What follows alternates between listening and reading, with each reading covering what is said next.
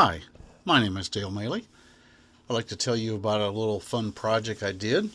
I actually did it 10 years ago, but everything I learned still applies today. So back in 2012, I bought a Rockler steam generator, got it all set up, tried to bend some white oak, and I broke every single piece I tried to bend. I got so mad, I put that new generator on the shelf until 4 years later when I discovered the secret of how to steam bend kiln dried wood. And if you're interested, I made another YouTube video which explains that in great detail, but the short story is for kiln dried wood, you need to soak it in water and Downy for about 7 days before you steam bend it. And then it works. Once I figured this out, I actually made 2 of the steam bent clocks shown in the lower right. Now back in that 2012 era, when I was struggling so much, I did learn some key things, like soaking the wood in a mixture of water and Downy fabric softener for about a week before you steam bend it. And whatever design you're going to do, the ends of the steam bent pieces, they really need to be secured to something else. They shouldn't be allowed to float in the free air because they're probably going to move on you. Also learned you really need to use a steel bending strap, and I'll show you that in a few minutes. And then the trickiest thing, once you learn the secret of soaking it for a week, the next trickiest thing is getting the form right. After you steam bend it, you put it in a form and let it dry. Well, there's this phenomenon called springback that after it's dried in the form and you take it out, it wants to spring back. So it's really trial and error trying to get that form design right. Back around 2016, I did an internet search and I found this steam bent clock somewhere on the internet. I really liked the looks of the design of it, so I made a modified design version of that for my project. Here's my design shown in SketchUp, the drafting program I use, and it's basically got 2 pieces that are steam bent, and then there's a round clock arrangement where the clock movement goes, which is attached to the 2 U-shaped steam bent pieces. Here's some key dimensions for my design, but roughly speaking, it's about 1 foot wide, about 8 inches deep, and the top of those U-shaped steam bent pieces is roughly 1 foot, to give you an idea. Here's a back view of my design. You can see where the round wood clock parts that's attached to the 2 steam bent pieces was 2 small pieces of wood cut at just the right angle to meet up with those. Here's an exploded view of my design. One of the things I had to figure out is the clock movement, you still need to be able to access it to set the time for time changes and change the batteries. So what I came up with was the front part of the wood round parts. They have 2 dowels that go into the back piece. So if you want to change it, you just grab a hold of the round wood part in front, wiggle it, and it comes off the 2 dowels, and then you get access to the movement, and then you just slip it back over the 2 dowels. Actually works pretty good. Now the blanks that I used for the steam bent U-shaped parts, they're actually 28.5 inches long. So I actually had to make a new steam box so I could fit those inside. And you can see here, get an idea, it's probably 32 inches long.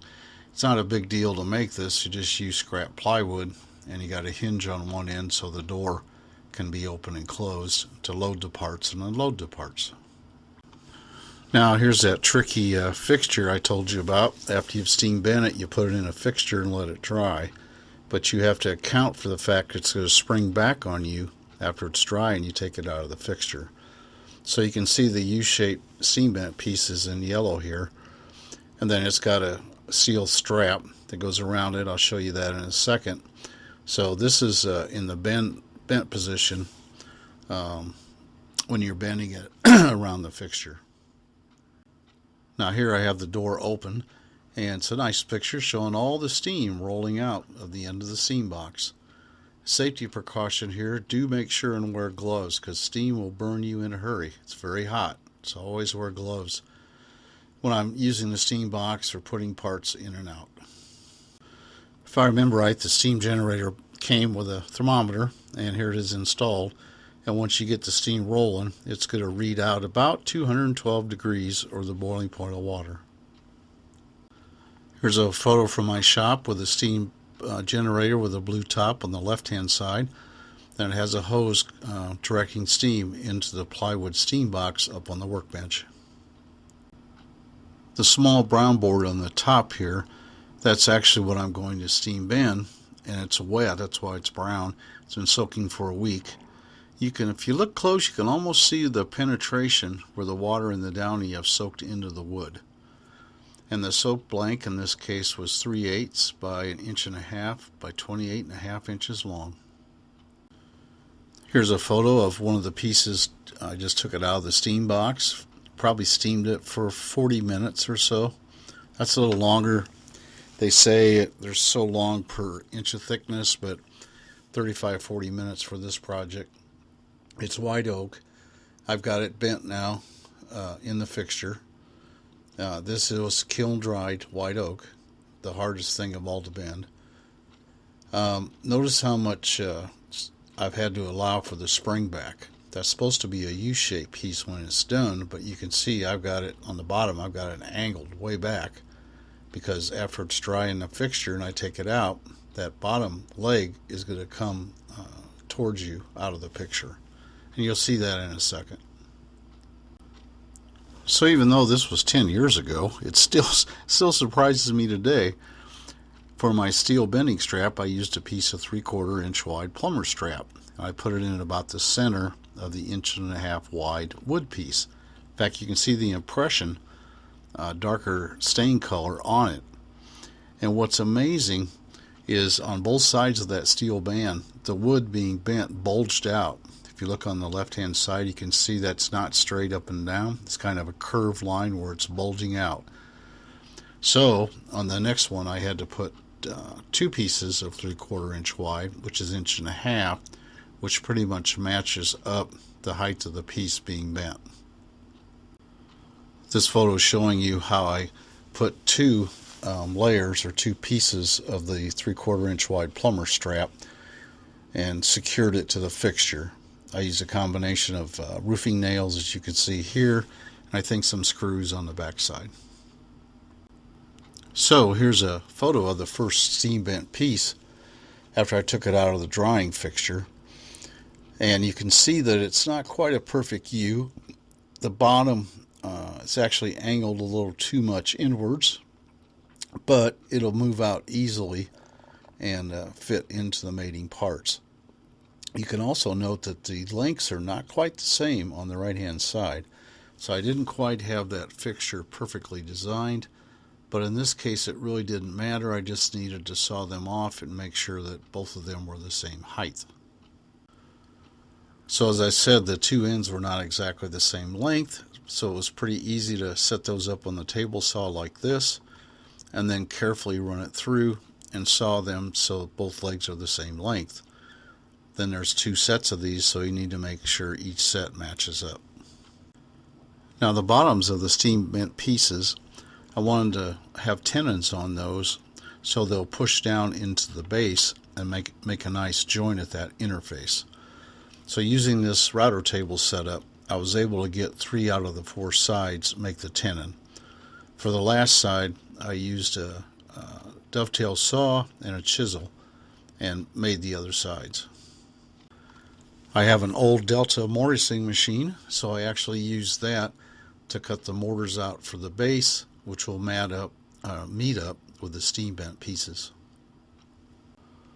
So for the round wood part that holds the clock face and the movement, I made up a pattern out of 3/16 inch Luan plywood, and I printed out a paper pattern from SketchUp, glued it on, and then I sawed it a little oversized, and then I carefully sanded it to exactly circle size.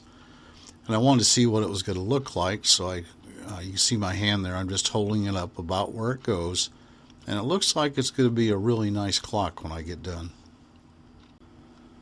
I bought the clock movement from a company called Clockit 10 years ago. Now the company's still in business, but I checked the website last week. they no longer sell this pendulum movement anymore, so you'll have to find the equivalent movement somewhere else. And it is set up for a 3/16 inch thick maximum dial on that movement. So my wood design is 3/16 to match up with this movement. And I bought the clock face and the hands from the same clocket company, and it gives the size that I used here for that.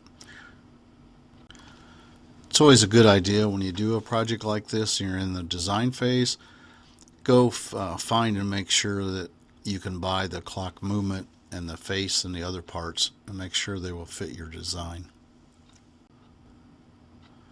Once I got the mortise and tenons done, I did a dry fit just to make sure everything's going to fit and look okay.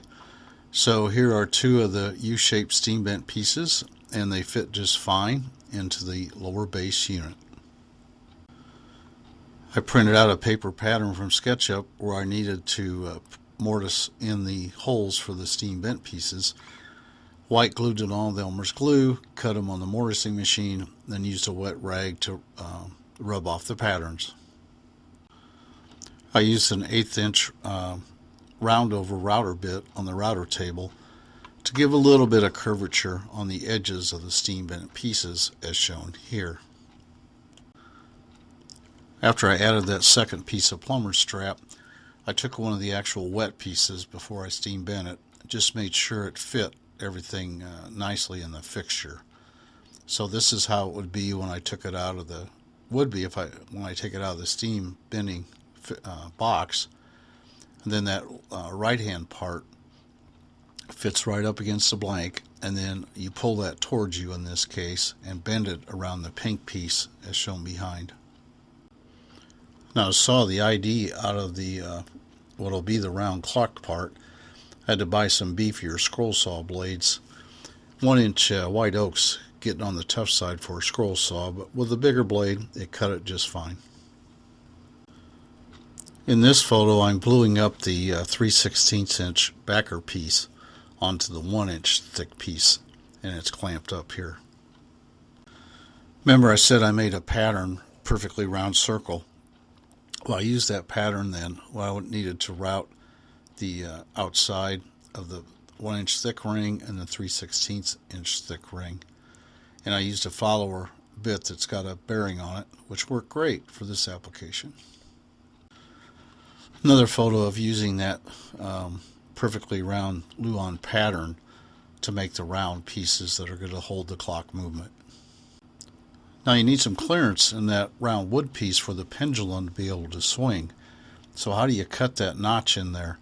So I clamped it up in the drill press, and I used a 2-inch diameter Forstner bit and carefully lowered it down, and I was able to make a pretty nice notch cutout, as you can see in the photo here. Now here this photo I'm checking to make sure the pendulum has enough clearance so it swings okay. As I said earlier, another tricky part of this project was how do you connect the big round wood part that holds the clock to the seam bent pieces. So what I did was I used some 1/2 inch wide, I think 1.5 inches the other way, and I carefully measured the angle they needed to be, and I ended up gluing then the back round piece of a clock movement setup back to the steam bent pieces as shown here. Then I used the dowels then to allow the front to slide off and on for time changes and battery changes. I used a teak oil stain. I like the color of this on white oak, and then I followed up with clear satin polyurethane. I probably did at least 2 rounds where you let the first coat dry, sand to 220 grit, and give it a second coat. Here's some photos of the finished clocks. One in my workshop, one out on a nice white shelf.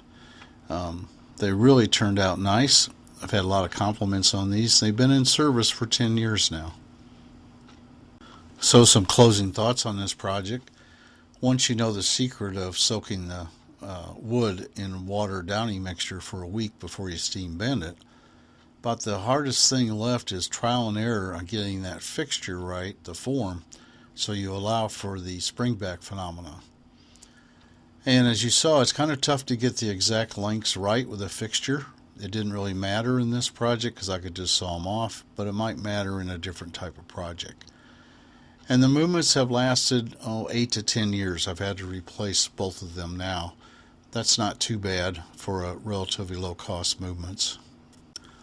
So in summary, this video explains how I made 2 steam bent white oak clocks. Hopefully this video helps you on your projects, gives you some ideas. I hope you enjoyed the video, and please subscribe. Thank you.